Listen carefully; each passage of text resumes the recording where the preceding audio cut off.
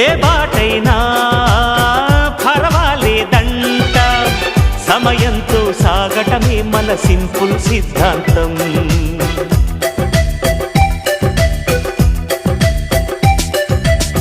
చిరుగాలికి పరిమళమిచ్చే సిరిమల్లెల వనమై ఉందాం, గగనాన్ని నేలను కలిపే హరివిల్లుల వంతెన అవుదాం.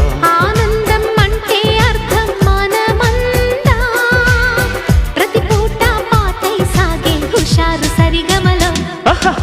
ఎన్నో ఎన్నో రాగాలుండే సంగీతం కాదా, చల్లకి నవ్వుల కేరింత.